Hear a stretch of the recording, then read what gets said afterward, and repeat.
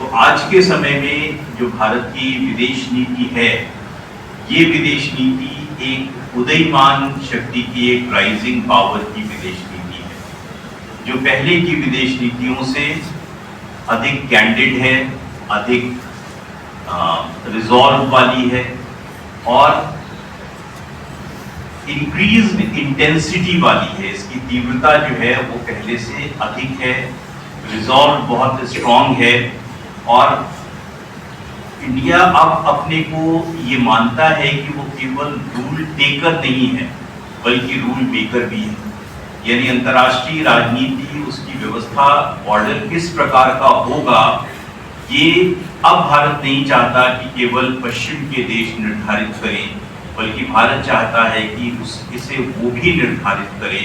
और इसीलिए आप देखते हैं कि भारत की जो भूमिका है अंतर्राष्ट्रीय संबंधों में आज के समय में एक नॉर्मेटिव क्रिएट करने वाली अधिक हो गई है। हमारे जो प्रधानमंत्री हैं उनकी उपस्थिति, उनकी गरिमामयी उपस्थिति आप विश्व के अंतर्राष्ट्रीय मंचों पर, अंतर्राष्ट्रीय राजनीति के मंचों पर आप देखते रहते हैं। अभी भारत ने G20 की अध्यक्षता करी।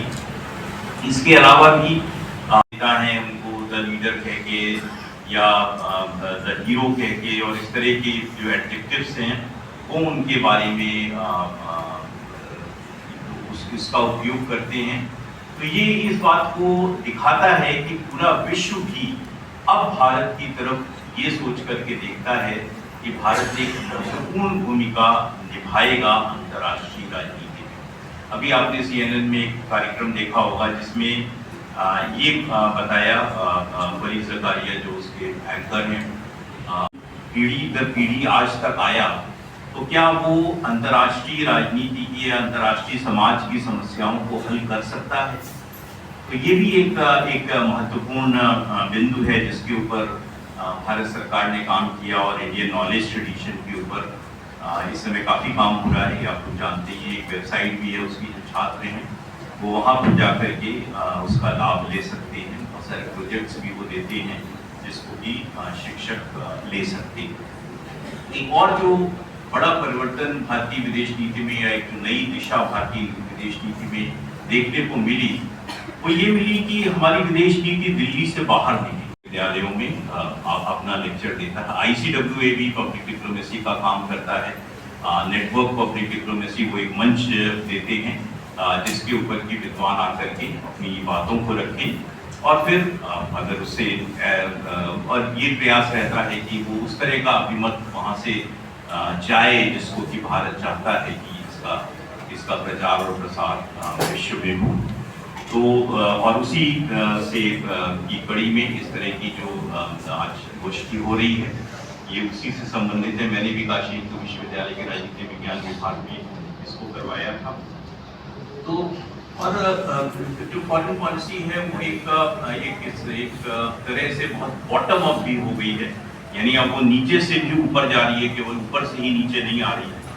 तो ये सब कुछ चेंजेस हुए हैं भारतीय विदेश नीति में जिसके बारे में मैंने आपको बताना उचित।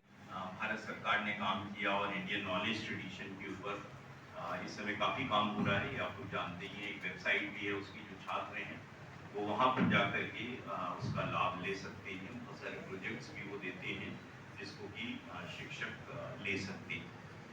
एक और जो बड़ा परिवर्तन भारतीय विदेश नीति में या एक जो नई दिशा भारतीय विदेश नीति में देखने को मिली, अपने नेशनल इंटरेस्ट को हितों को पूरा कर सके। तो क्वाड है, क्वाड प्लस है।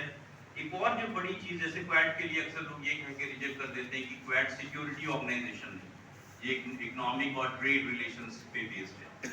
लेकिन अगर मालाबार एक्सरसाइजेस को हम देखें तो मालाबार एक्सरसाइजेस जो नेवल एक्सरसाइजेस इंडिया करता है अपने मित्र राष्ट्रों के साथ, उनमें US, जापान और ऑस्ट्रेलिया तीनों और भारतीय वैश्विक परिषद द्वारा प्रायोजित आज के इस राष्ट्रीय सेमिनार जिसका विषय भारतीय विदेश नीति हिंद प्रशांत क्षेत्र है, में कार्यक्रम के मुख्य अतिथि जिनका बहुआयामी, सर्वस्पर्शी और सारगर्भित उद्बोधन अभी